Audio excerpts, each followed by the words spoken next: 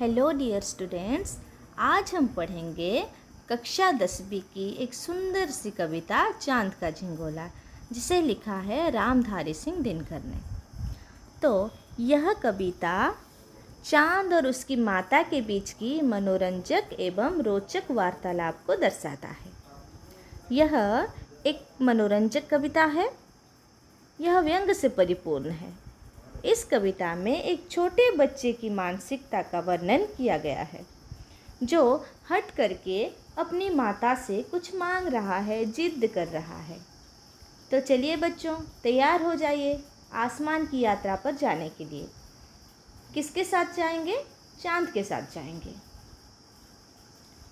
यात्रा में जाने से पूर्व इस कविता के कवि के बारे में थोड़ा सा जान लेते हैं।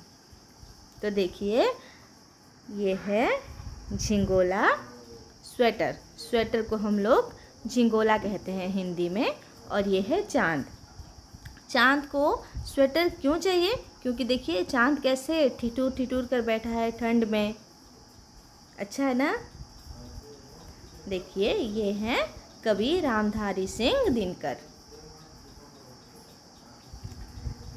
रामधारी सिंह दिनकर जी का जन्म 30 सितंबर सन 1908 को सिमरिया घाट या फिर मुंगेर, जो बिहार में है, उसमें हुआ था। छात्रावस्था में ही दिनकर का ओजस्वी कवि रूप सामने आ गया।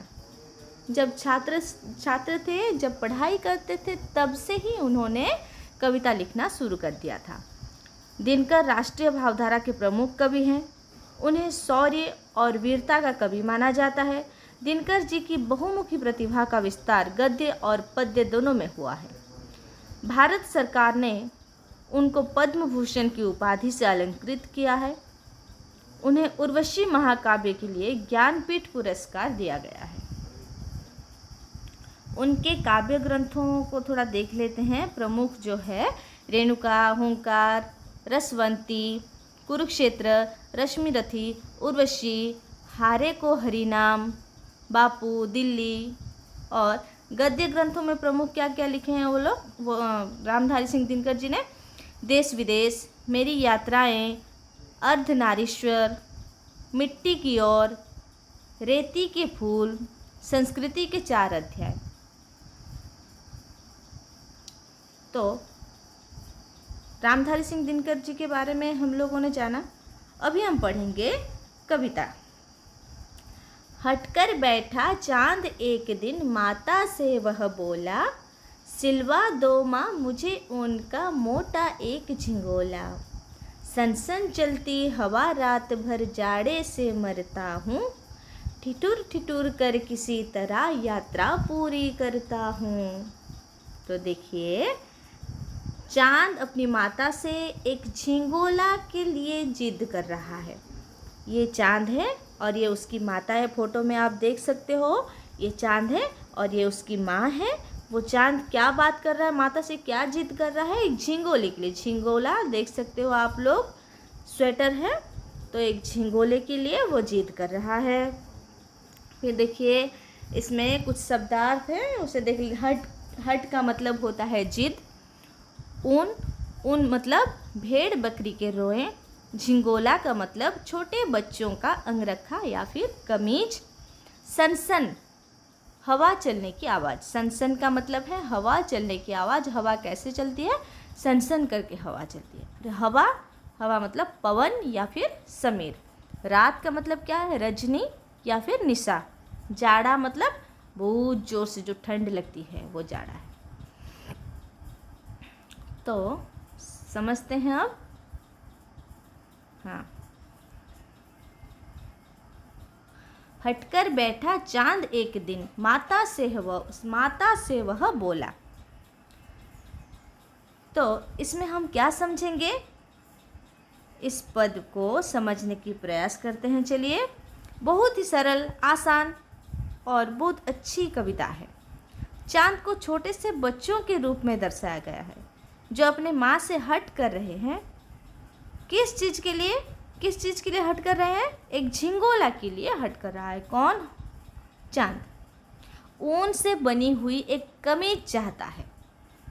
देखिए, माता से वह बोला, सिलवा दो माँ मुझे ऊन का मोटा एक झिंगोला। क्या चाहता है वो? ऊन से बनी हुई एक कमीज चाहता है जो उसको जाड़े से बचाए। रात को आसमान की सफ़र करता है और मौसम जाड़े का है तो ठंड तो लगती ही है, वो भी कड़ाके की ठंड पड़ती है।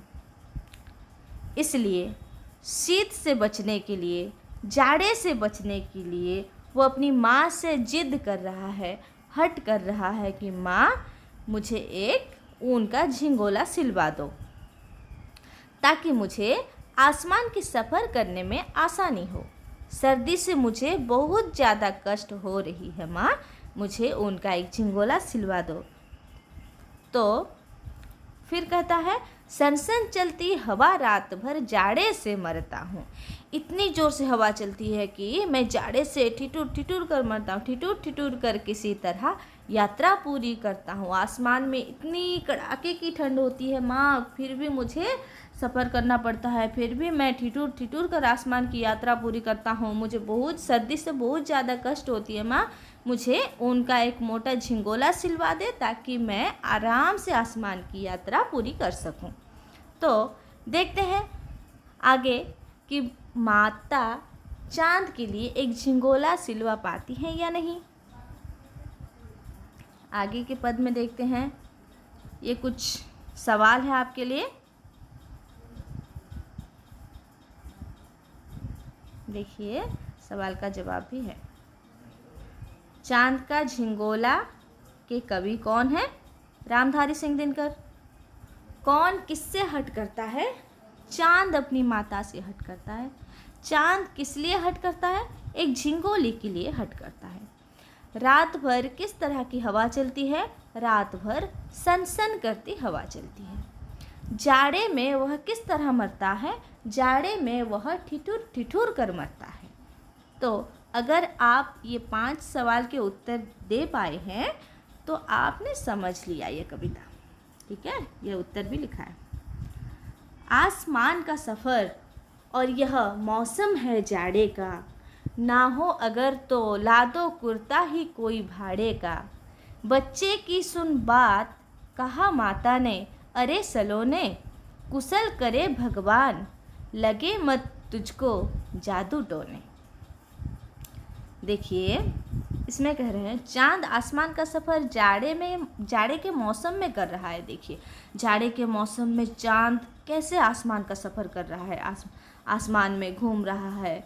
उसे कितनी ठंडी में, इतनी सर्दी में, जाड़े के मौसम में वो बिना झिंगोले के घूम रहा है। इसमें पहले से ही मैं आपको बताई हूँ कि एक छोटे बच्चे की मानसिकता के रूप में इसे लिया गया है। तो ये आप समझिए कि चांद एक छोटा सा बच्चा है और इतने जाड़े में वो आसमान का सफ़र कर रहा है। तो देखिए कितनी कड़ाके की ठंड है, इसमें वो आसमान का सफ़र कर रहा है। इसलिए उसे, एक छोटा बच्चा है ना, इसलिए उसे एक झिंगोला की ज़रूरत है और वो अपनी माँ से एक झिंगोले के लिए बोल रहा है। अब देखिए चांद भाड़े पर कुर्ता ला देने के लिए कह रहा है। तो ये कुर्ता है, ये जो झिंगोला, तो भाड़े पर हम कैसे लेते हैं? पैसा देकर। तो पैसा देकर भाड़े में ही कोई, अगर आप मेरे लिए झिंगोला सिलवा नहीं पाएंगे माँ, तो आप मेरे लिए भाड़े से ही एक झिंगोला ला दीजिए। कौन कहता है? चांद कहता है। हड्डियों को पिघला देने वाली ठंड है, इसलिए चांद माँ के पास जाकर जिद करता रहता है। माँ एक ऊन का कमीज सिलवा दो, झिंगोला सिलवा दो, नहीं सिलवा पाओगी तो भाड़े में ही ला दो ताकि मैं सर्दी से बच सकूं और आसमान की यात्रा पूरी तरह से कर सकूं। फिर यह सब सुनकर माता कहती हैं, भगवान तुझे हर बुरी नज़र से बचाए। देखो माँ कहती हैं, भगवान तुझे हर बुरी नज़र से बचाए। यह माँ और चांद बात कर रहे हैं। यह जादू टोने में जो नींबू मिर्ची लगाते हैं वही है, और भगवान शिव हैं। तो माता कह रही है कि अरे मेरे प्यारे बच्चे, तुझे मैं तो डरती हूँ तुझे जादू टोना ना लगे, तुझे किसी की जादू टोना ना लगे। भगवान तेरी कुशल मंगल करें, भगवान तुझे अच्छे से रखें, भगवान तुझे हर बुरी नज़र से बचाए, कुशल से रखें, तुम्हारा मंगल ही मंगल हो, भगवान की कृपा दृष्टि तुम पर हमेशा बनी रहे। तो पुनः वही प्रश्न आता है कि माता चांद के लिए झिंगोला सिलवा देती है। इस प्रश्न का उत्तर जानने के लिए आगे के पद हमें पढ़ना पड़ेगा। देखते हैं, ये शब्दार्थ है आसमान गगन। आसमान का अर्थ होता है गगन आकाश, सफ़र यात्रा, कुर्ता का अर्थ होता है झिंगोला, भाड़े मतलब किराया देकर लाया हुआ, सलोने मतलब सुंदर या फिर मनोहर, कुशल का अर्थ होता है मंगल।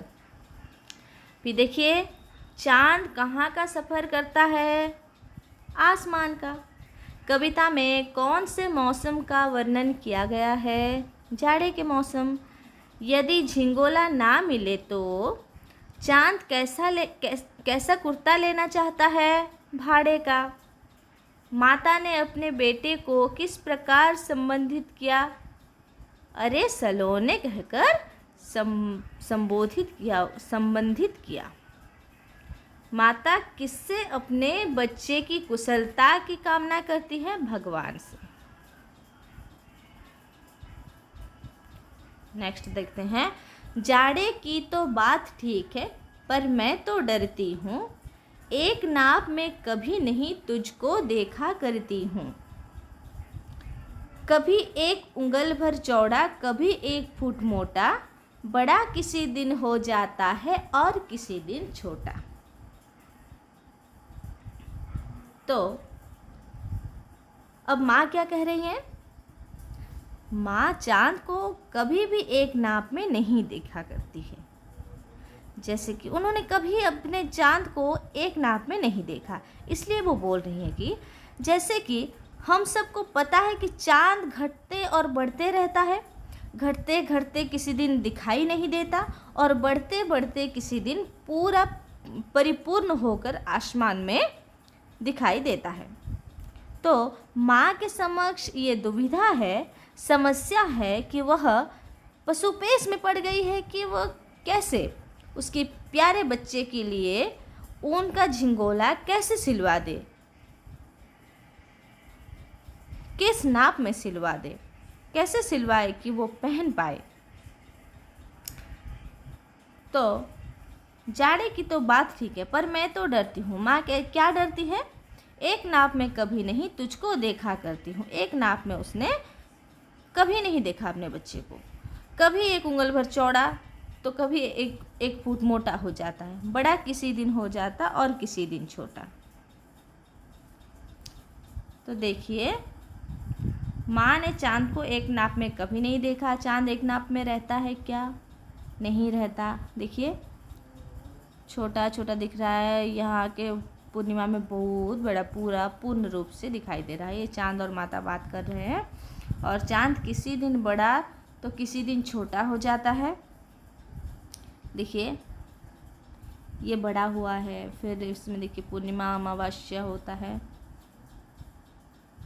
शब्दार्थ नाप, नाप का मतलब होता है माप, उंगल उंगली, चौड़ा जिसके दोनों पार्श्व के बीच फैलाव अधिक हो उसे चौड़ा कहा जाता है।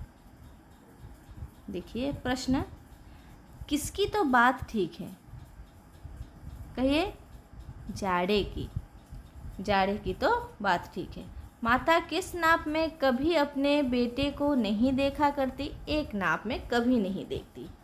चांद माँ को कितना चौड़ा दिखाई देता है?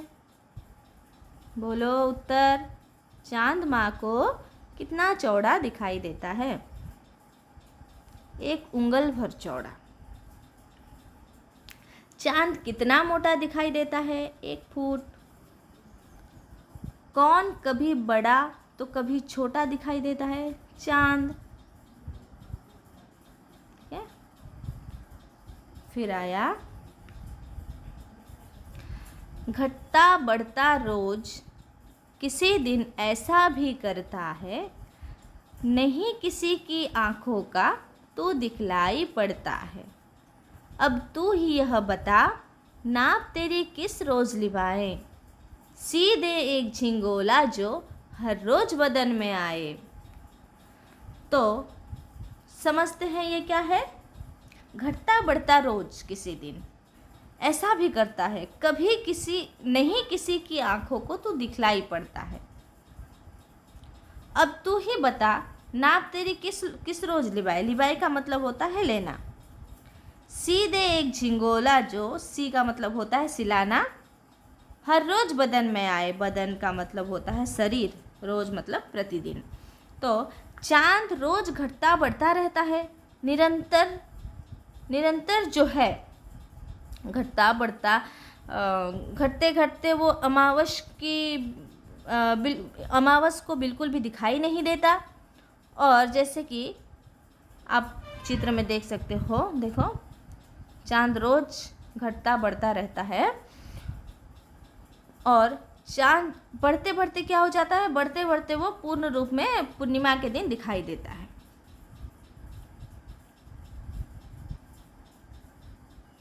देखिए, तेरी किस नाप का कुर्ता सिलवा दूं जो हर रोज बदन में आए। तो उनकी इसी मतलब सुंदर, बहुत सुंदर है, मनोहर, मनमोहक, अपनी छटाएं धरती पर बिखरते रहते हैं। चंदा मामा, चंदा मामा भी उन्हें कहा जाता है। तो उनकी जो सुंदरता है ये मन मोह लेने वाली सुंदरता है। देखिए, अपनी माँ से बात कर रहे हैं तो माँ बोल रही है, किस नाप में तेरे लिए एक झिंगोला सिलवा दूँ ताकि तू इसे हर रोज पहन सके। ये है कुछ शब्दार्थ और ये प्रश्न है। चांद कौन से दिन बिल्कुल नहीं दिखाई देता है? अमावस के दिन। चांद कब पूरा दिखाई देता है? पूर्णिमा के दिन। कौन निरंतर घटता बढ़ता रहता है? चांद। चांद के झिंगोले के लिए नाप लेना क्यों संभव नहीं है? क्योंकि वो घटता बढ़ता रहता है। धन्यवाद। धन्यवाद।